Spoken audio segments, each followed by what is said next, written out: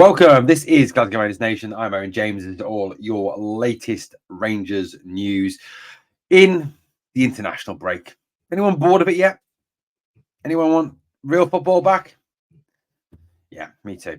We obviously are in this really hideous period where we've got international games, and I don't see the point really. I mean, the Nations League just sounds like another name for pointless friendly to me.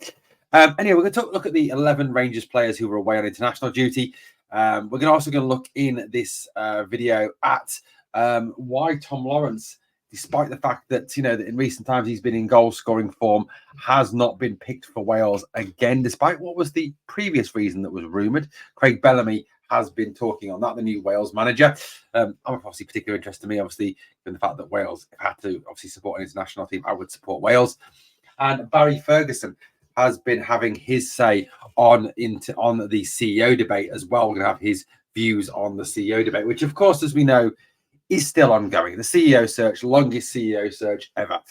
Right, let's start off with the international players away on duty. Now, let's start off with these four characters here. In total, there are 11 Rangers players who are away on international duty. And I think I speak for every single Rangers fan when I say, just come back not injured, please. Just get back to the club, back to Auchenhowie. No injuries, no worries, ready to go, ready to play. That's all we want. It's not a lot to ask for. Anyway, Mohamed Diamande is off with the Ivory Coast currently. He is taking part in their World Cup qualifiers. They've got a back-to-back World Cup qualifier against Sierra Leone, 12th and the 15th of October for that. Obviously, the remains to be seen whether Mohamed will get a game for the Elephants. That's the name of the Ivory Coast national team, not just, he's playing with elephants. Though Didier Drogba was pretty much as strong as an elephant. Anyway, that's off the point. But yeah, he is playing for the Ivory Coast coming up. Yanis Hadji, obviously, Yanis came back for Rangers in that game against St Johnstone. Nice to see Yanis back. Had a decent game, had the assist. Obviously, unfortunate to get sent off. I don't want to get into the debate whether it was a red card, whether it wasn't a red card. Let's forget that for a minute. That's controversial. That's just going to cause more arguments. Can't be arsed with it. Anyway, glad to see Yanis back. Great to see Yanis back. No doubt as well, the head of his federation and the national team manager, both relieved to see Yanis Hadji back and playing for Romania. Now, he is going to be involved in 2 Nations League games. On the 12th, they face Cyprus, and on the 15th, they face Lithuania. No doubt Yanis will be involved in both games, obviously, given how high he is held in in the estimations of the Romanian national team. Leighton Grant, top left, the 18-year-old has been named in Neil McFarlane's squad for the back-to-back game with Hungary on the 10th and 13th. That's for Scotland under 19s. Connor Barron even is with the Scotland under 21s, despite the fact that obviously he was part of the full national squad last time round. He was called up to that national squad, but we know that's unlikely to happen again because of the fact that, let's face it, despite the fact he's been one of the best midfielders in Scotland, we know that Steve Clarke hates Rangers. So he has been called up for the under 21s, part of their crunch games against Belgium and Borat, Kazakhstan. Very nice. Where we were. Scotland take on the Kazakhstan under 21s. Do you know what? I would love it if there's one of their players was called Borat. It would be hilarious, wouldn't it? Anyway, let's move it along a little bit. Ross McCausland obviously is away with Northern Ireland. He will be part of their team, their squad for the Nations League games against Belarus and Bulgaria. Those games on the 12th and 15th as well. John Souttar is away with Scotland now. John Souttar, I think, was very frustrated last time. He was obviously not picked, despite the fact that Scotland's central defenders are shite. And John Souttar is probably one of the best central defenders in Scotland. Obviously not picked. He will be looking, to play a role this time because Steve Clarke, who hates Rangers, has some injury concerns of his own. So there are 2 Nations League games for Scotland, both of which I expect them to get absolutely tonked in. Croatia and Portugal. Yeah, 2 very good national teams in Croatia and Portugal. Could even meet Borna Barisic, I suppose, for Croatia. But Croatia, good reputation, do well. Portugal, obviously, have some very, very, very talented players. Ronaldo, Bruno Fernandes, Bernardo Silva, Diego Jota. There's just so much talent in that squad. Diego Jota, Liverpool player, not the Celtic one, obviously. I do expect Scotland to get a good old-fashioned kicking in those games. Václav Černý is off with Czechia. Yes, that is their real name now. He's part of the Czechia squad for the Nations League doubleheader against Nadim Bajrami's Albania. So we'll have two Rangers players going head-to-head. Just please don't injure each other on the 11th of October. And then they face Ukraine on the 14th of October. Now, a player who is available and is playing for the Scotland under-19s, despite the fact, obviously, he can't get a game for Rangers, which doesn't appear to make any sense whatsoever. And as much as I don't want to particularly bang on about this, Bailey Rice should be part of the first team plans, should be at least on the bench and should be getting some game time. Billy Clement, hope you're listening. Bailey Rice is included in the 19s for their back-to-back friendlies against Hungary as well, joining obviously Leighton Grant. The final three of the 11 are obviously Nadim Bajrami, who of course will have come across Václav Černý in that game against Czechia as Albania take on Czechia. So that's obviously the first game Nadim Bajrami will be involved in. I think the biggest obviously press is that Nadim comes back uninjured. The other game they face is against Georgia as well. So, you know, Georgia, a pretty decent national team. I don't know about you, but I was pretty impressed with Georgia in the Euros. Mikhailidze, obviously, Mamashvili, the new Liverpool goalkeeper, some very big talent in that squad. Leon King is with the Scotland under-21s, another one who hasn't been getting a look in for Rangers, another one who I think could do a job in the 6 role, where he's actually played for under Scotland under-21s on a number of occasions. You know, he says he could. They could actually help Scotland's under-21s qualify for their first major tournament since 1996 this week. He's expected to start when Scotland take on Belgium on Friday at Tynecastle before travelling, obviously, to take on Kazakhstan. Very nice. And the final one who is involved with the Scotland under-21s is Lewis Boudanakis, who was, of course, available for the Belgium and Kazakhstan games. Boudanakis, not Borat. So they're the 11 players who are away with national teams. Interesting to see some of the younger players playing for the 21s there. It will be interesting to see how Leon King and Bailey Rice might do for the full Rangers team if Philippe Clement ever gave youth an opportunity to actually impress. Right, so let's move it along a little bit. Let's talk a little bit about what Craig Bellamy's had to say about Tom Lawrence.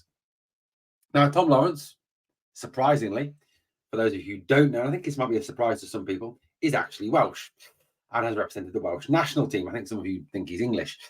I know a lot of you do know he's Welsh, and that's just fine. I'm just pointing it out anyway. Now, yes, Tom Lawrence hasn't played brilliantly all season, but he has scored some crucial goals this season and did appear before his injury to be coming into a little bit of form. Now, previously it was believed that Tom Lawrence wasn't being selected for the Welsh national team because him and Robert Page had there was some sort of issue between him and Page. Now, Craig Bellamy, who we know has a slight problem in his past, he played for Celtic, which of course is a problem for anybody, was asked about Lawrence and Lawrence's past and the alleged story about Page not picking him because of the relationship between the two. Bellamy said, "No, not at all. I've never once heard anything of that." So quite clearly, Craig Bellamy doesn't think there has been any issue. He's never heard about it. He hasn't looked into it. And it's good that he's starting that job with a complete fresh slate. It's just numbers. I have a certain amount of numbers I can go to. Tom is definitely a player I really like, but at present moment, there are 1 or 2 players I've put in these positions. So it sounds like Tom Lawrence is, you know, certainly not the player that is wanted.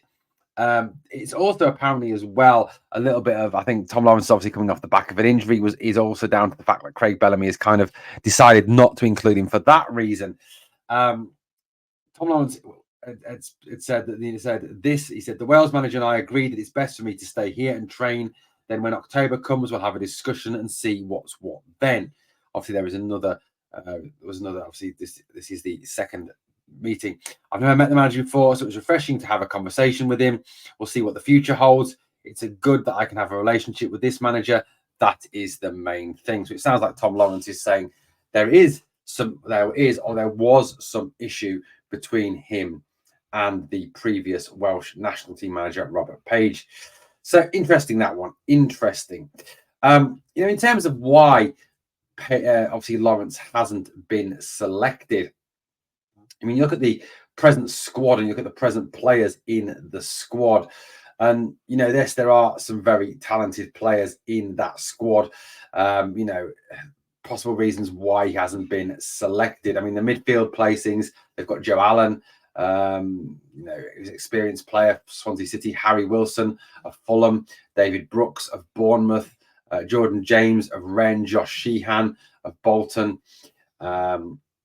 Ollie Cooper, who comes from Swansea. I mean, attacking positions, I mean, a lot of these guys are strikers, but also players, part of the wide and part of the 10 role. Brennan Johnson, the Spurs player who can't stop scoring at the moment. Kiefer Moore, Nathan Broadhead, Sorba Thomas, Wes Burns, Mark Harris, Lewis Kumas, and Liam Cullen. Obviously, as well, another midfielder who can play in there. But I think he's listed amongst the defenders is Ethan Ampadu. So, there's a lot of talent in that Wales squad. So I think that's possibly why Tom Lawrence hasn't got a look in. But it's interesting to see that he is now part of Craig Bellamy's plans. Okay, guys, let me then move it on. Big Barry, the skipper, the man, has been talking about Rangers and the CEO search. Barry said in an interview on Go Radio, he talked about the fact that as far as he is concerned, the appointment of a CEO is absolutely vital at this point. Really is absolutely vital. He's insisted in this interview that Rangers have got to get a CEO in place before any appointments are made to any other positions. Obviously, the head of academy, the sporting director, the football director of football, chairman, etc., etc. So, obviously, Craig Robinson is on his way out. We know that James Bisgrove obviously went. We know that John Bennett stepped down. We know that Zeb Jacobs is gone. So, it really is absolutely vital that, this CEO is appointed and the CEO is given carte blanche to appoint who he wants. Barry Ferguson, speaking to Go Radio, said this. He talked about Craig Robertson first. He said, I know Craig pretty well. He's a director of football operations. It looks to me as if he's just ready to go and take his career somewhere else. I believe it's around about Christmas time that he's leaving. I'm sure I will bump into him before that, and I'll obviously wish him all the best. He was then pushed over these potential pattern of exits from Ibrox and how, what seems that like it's a set of dominoes falling. And I think it's, caused some, discussion amongst fans, many fans, alleging a possible takeover because obviously clearing people out is a possibility, and also, but a takeover will be very hard given the fact that there are so many people with a certain percentage of shares at Rangers. It's, getting a number of people together to be willing to sell to a new owner who would need to take 51% of the shares to own the club. Now, given the fact that you've got, absolute scumbags like the Parks involved, you've obviously got Dave King involved, you've got a number of different people involved. You've got to obviously try and find a way to gather all those shares up to get total ownership. So it would be exceptionally hard. Ferguson said in his interview, he said, listen, I just think it's one of those things in football. I think Rangers need a CEO as soon as possible. I think John Gilligan has been clear. He's not going to just bring anybody in. They're going to have to go through a clear process. That is what they're doing. I think in the next number of weeks, you could see a CEO through the door. And after that, it will be the chairman. So I think they are the two kind of key roles that do need to be filled. So Barry is certainly right in that we do need a CEO in place ASAP. And we do need the chairman appointed as well. Well, guys, let me know what you think of the stories we've covered in the video today. Thank you for watching Glasgow Rangers Nation. Please obviously smash the like, smash the sub, drop a comment, share, do all that good stuff to help the video to grow. And always remember, never forget, we are the people.